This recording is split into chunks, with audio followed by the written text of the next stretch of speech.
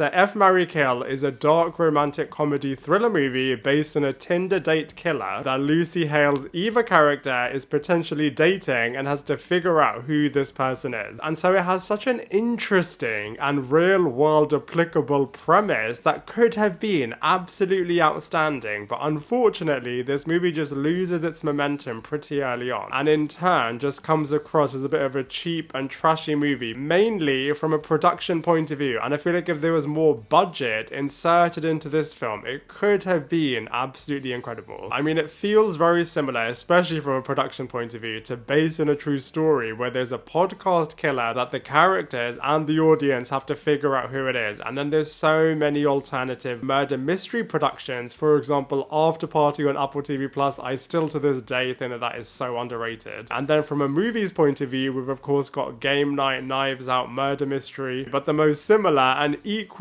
underrated TV series is Victoria Justice's R.L. Stine Eye Candy show, which was so good, where there's very similarly a killer lurking around and all of the characters have to figure out who it is. That one honestly is so good. And by the way, every single show and film that I've mentioned, you can see the accompanying review in the description box below. If you want to see a bit of a slasher movie, I think this movie is going to be a little bit disappointing, because apart from the final act, a lot of the violence does actually take place off screen, and so it's not that similar to Scream or the very recently released Heart Eyes. And on that point, it really does take the person that you least suspect to another level, to the point where it does come across as a little bit of a satire, very similarly to the reveal that we saw in The Woman in the House Across from the Street and The Girl in the Window, which was brilliantly starring Kristen Bell. All of that being said though, I feel like all of the actors do as good of a job as they can do with the script that they're given, and I feel like Lucy Hale's Eva character is written really well in terms of coming out of a long-term relationship and now just wanting to make up for lost time, having an overprotective sister in Valerie and really good friends that just want to push her to be out of her comfort zone and just trying to matchmake her with somebody. And I feel like all of the suspects, you really do think that each one of them could be the killer at different points in this movie. For example, one guy who doesn't have any fingerprints, a home security guy that could be the killer as he knows all of these women's houses, and then a guy from Eva's past. And like I said, they do a good job in terms of making each one of them really creepy, but they could have pushed this so much more. For example, comparing it to Eye Candy, they really do explore all of the different guys that Victoria Justice's character is dating in such a good way, as you just know them in so much more detail, which I feel like this film just could have and should have just done to a much better degree. And even though there were 3 potential guys that she could have a relationship with, Lucy Hale's Eva character just didn't have any chemistry with any of them, and the one person that she did do was with her ex-partner, Jake, who I feel like she shouldn't have been so quick to dismiss right at the end of this film. And I know out of all 3 of them, they definitely did explore her and Kyle the most, but I feel like they really could have just done so much more with that. If you're a Marvel TV fan, then you will really love the fact that it's got Carolina from Marvel's Runaways in this film as well. So, you know, I feel like F, Marry, Kill is a watchable movie, but they could have just pushed this movie so much further to make it a cult classic. And so for all of those reasons, I'm going to give it a 4